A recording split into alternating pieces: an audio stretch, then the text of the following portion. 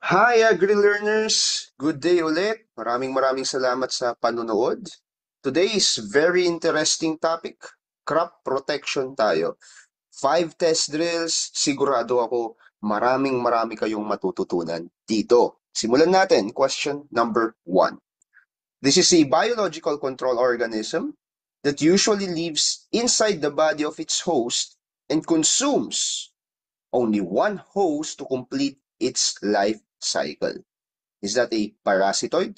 Is that a predator? Is that a vector? Or is that a pathogen? So ano kayang tawag dito sa biocon organism na to kung saan siya daw ay tumitira doon sa loob ng peste, so sa loob ng host.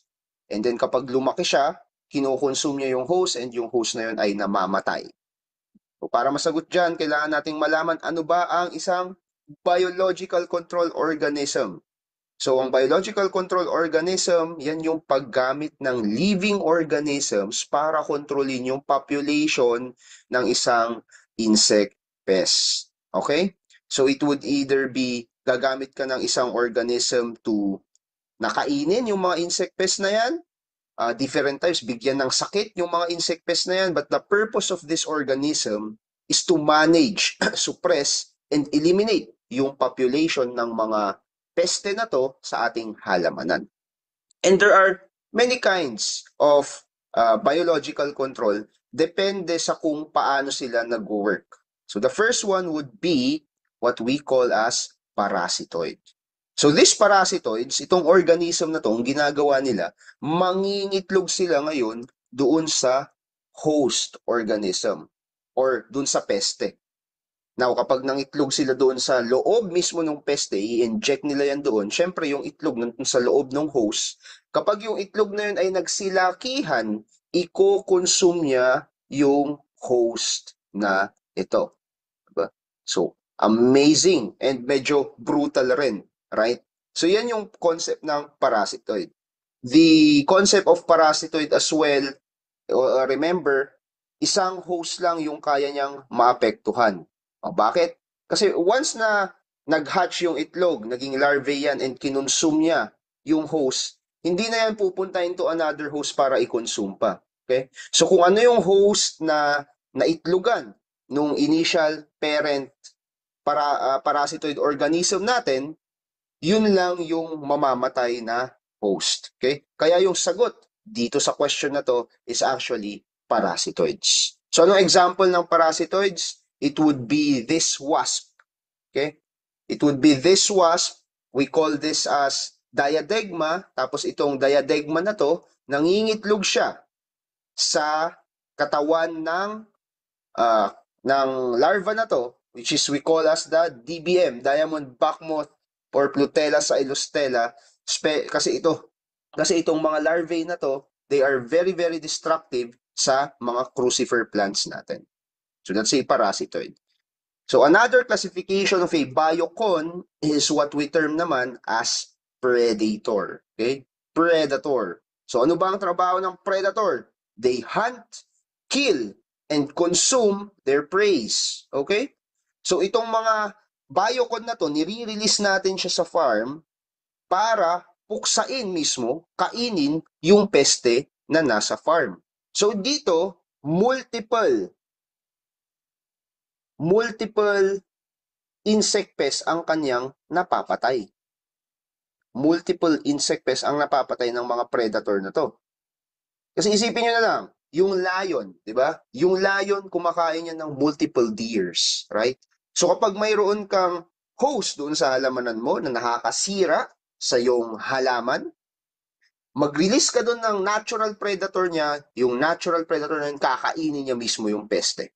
I-hunt niya yan, kakainin niya. So, ano example ng isang predator? Yung ladybugs, yung ating ladybugs, alam nyo ba? Yan ay kumakain ng aphids. O, di ba? Kumakain ng aphids ang ating ladybug. Ano pa? Sa amin, sa Benguet State University, may research doon kung saan yung strawberry mites. So ito, strawberry mites na peste talaga ng strawberry, kinakain niya ng predatory mites. So napag-alaman nila, Isa sa mga pinakamahalagang peste ng strawberries, yung tinatawag naming strawberry mites. And they have discovered that the natural predator of strawberry mites are predatory mites. So they have released predatory mites in their farms to control the population of strawberry mites. What else?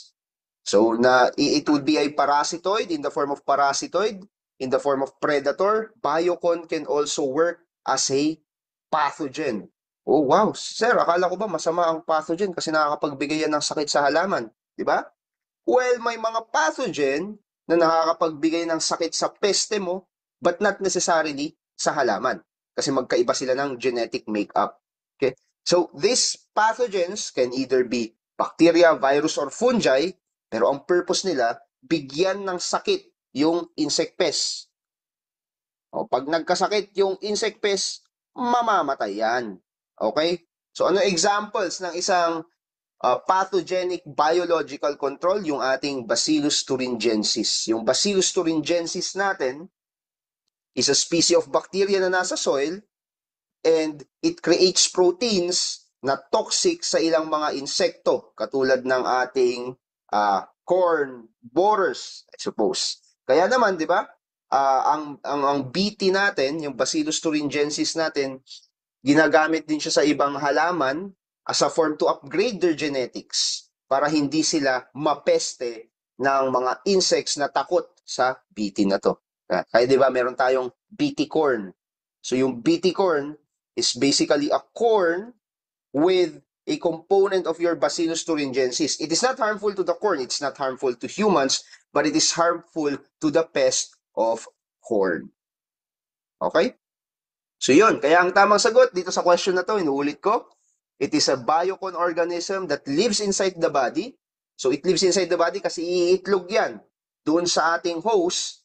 Tapos kapag lumaki na yung itlog na yun, naging larvae, iko-consume niya yung host and the host will die. Ang tawag doon, parasitoid. Okay? Parasitoid. Next question. This is a serious pest of corn that attacks all parts of the plant except the roots. So ito daw yung pinakamatindi na peste ng corn kasi inaatake niya halos lahat ng parts ng corn natin, puwera roots. Ang tawag doon ay corn borer. Now for some sources, ang sagot nila dyan, cutworm. Kasi ang cutworm, it does cut down it does cut down the plants at its young stage or at its seedling stage. Kung bata nga naman yung halaman mo, possibly na makonsume niya yan lahat.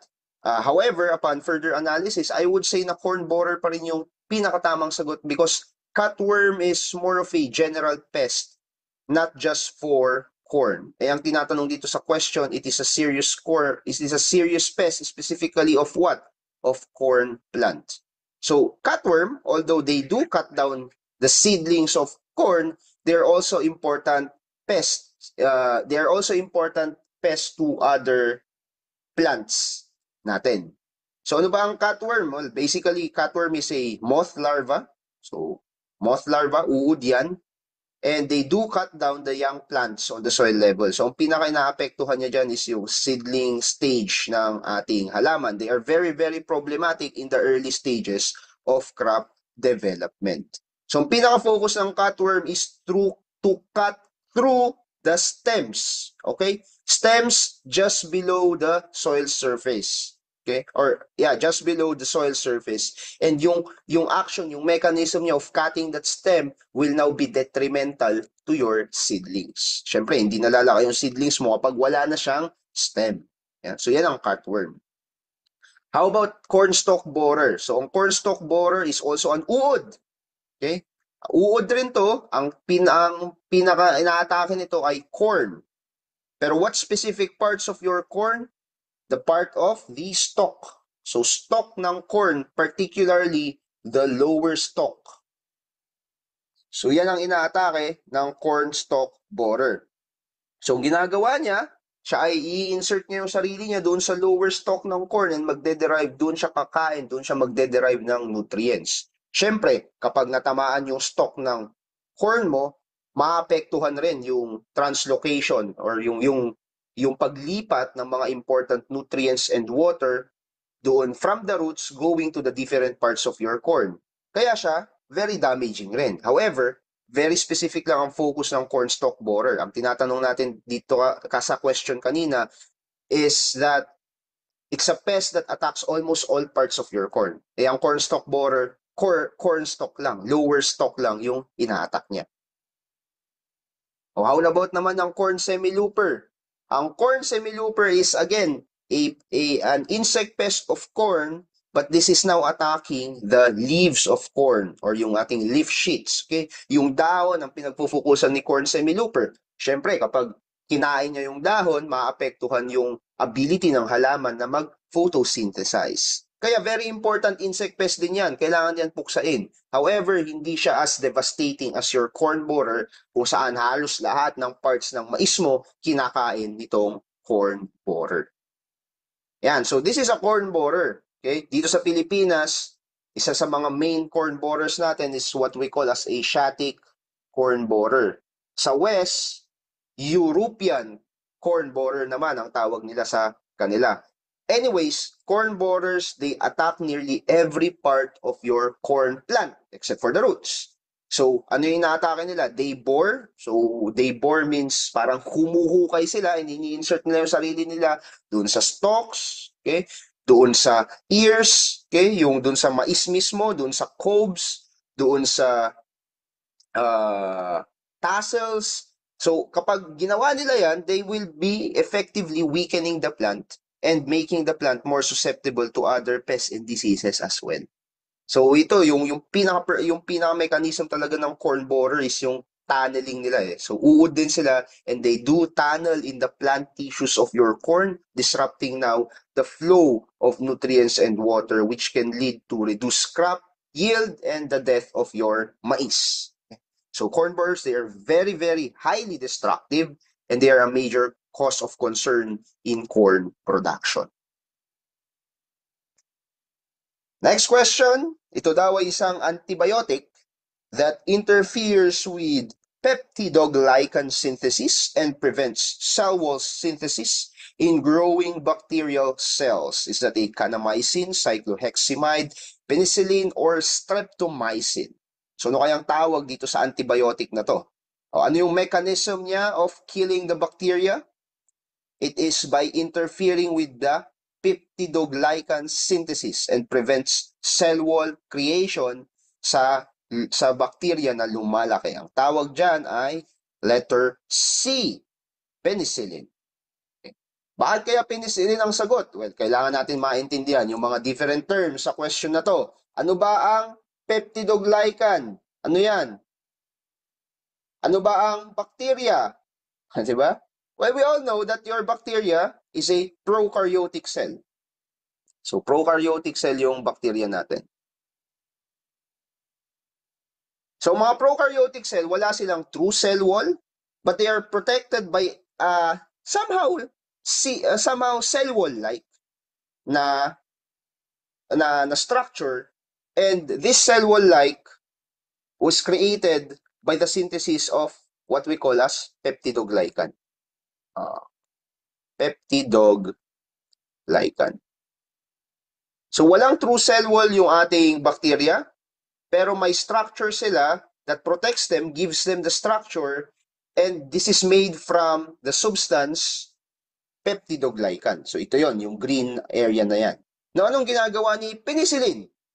So si penicillin is isang antibiotic. Ang gagawin niya, it will interfere in the creation of peptidoglycan. So pipigilan niya yung pagbuo ng peptidoglycan. So kapag wala ng peptidoglycan, yung ating bacteria, ibig sabihin wala na siyang structural support. So isipin nyo lang, yung bacteria na yan, lumalaki yan, pero wala siyang shell. So isipin nyo yung bacteria, parang itlog. Lumalaki siya, pero wala siyang cell. Wala siyang shell. So, anong mangyayari sa kanya? Soon enough, magkakaroon ng process na ang tawag ay lysis. Ay magkakaroon ng lysis or the bursting of your bacteria kasi nga wala na siyang any structure that would strengthen the bacteria as it grows. Okay? So yun yung uh, mechanism ng penicillin on how it kills bacteria. Pinipigilan niya yung production ng peptidoglycan, and yung peptidoglycan na to is very important for your bacteria to create a structural support for it. And then kapag mahina na yung parang pinaka-cell wall niya, syempre lumalaki yung bacteria, mag-burst out yan. Kasi wala siyang any protective support, wala na siyang peptidoglycan, wala na siyang cell wall that would protect it from bursting, against bursting habang lumalaki siya. So isipin nyo na lang yung balloon. Diba? Yung balloon, lumalaki yan. Right? Up until such time na puputok.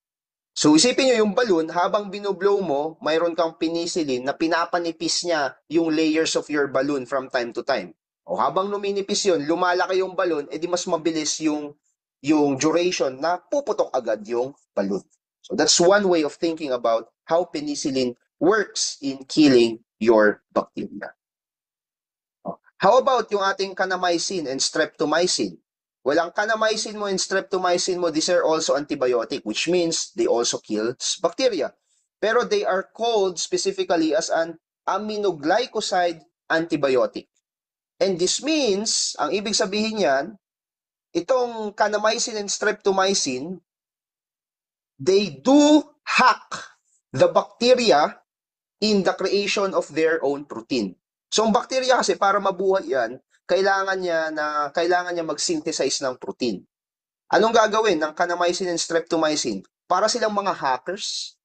So pupunta sila doon sa bacteria and i-hack nila yung particular RNA unit. And yung RNA unit na yon, magkakaroon siya ng misreading sa kung ano yung ipoproduce niyang protein. Diba?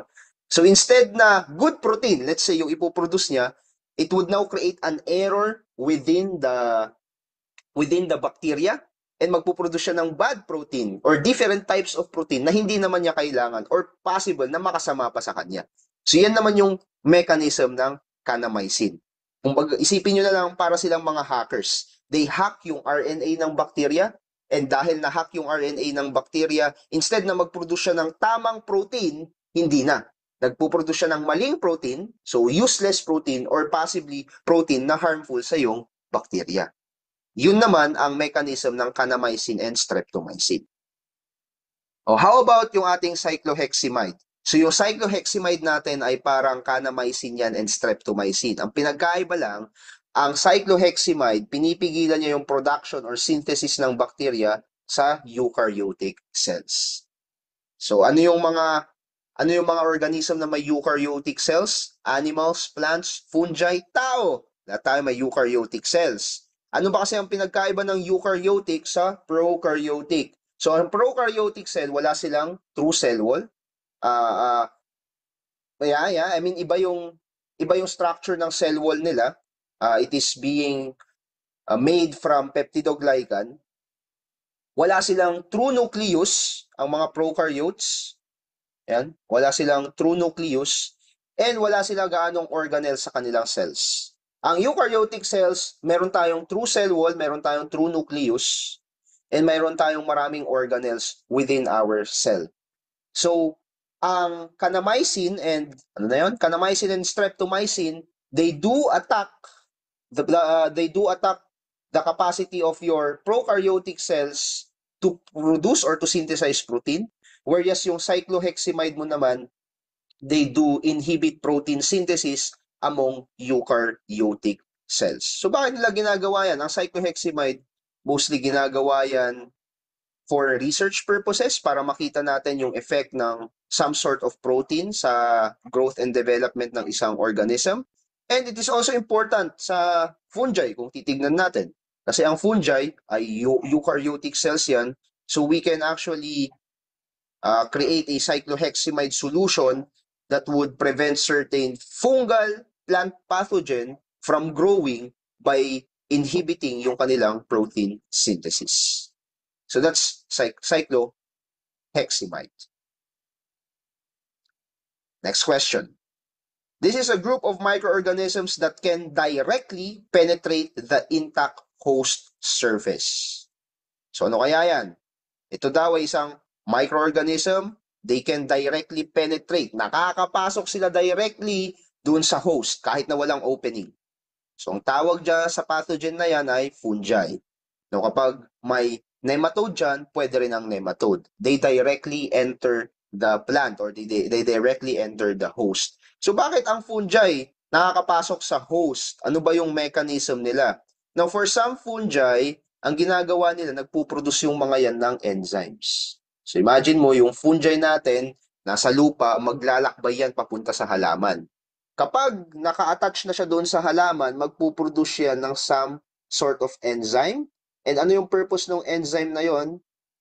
I-weaken niya, weakening of the cell wall.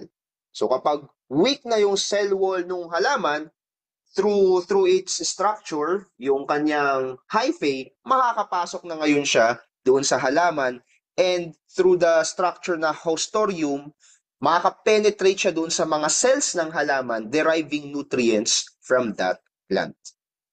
So yun yung purpose ng hostorium. Siya yung it is the one that is penetrating in the cells of their plants. Okay?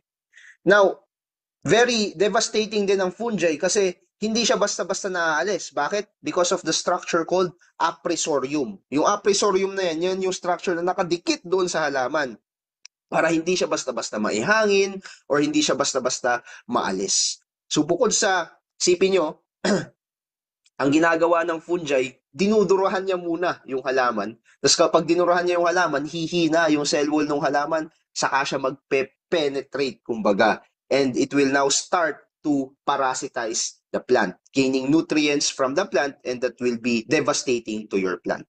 Oh, how about yung bacteria, virus, and viroids? Diba?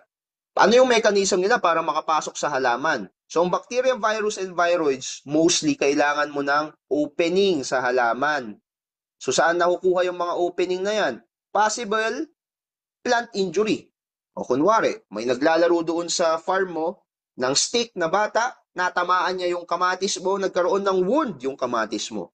That is now an opportunity for your bacteria, virus, or viroid to enter into your plant and cause the disease.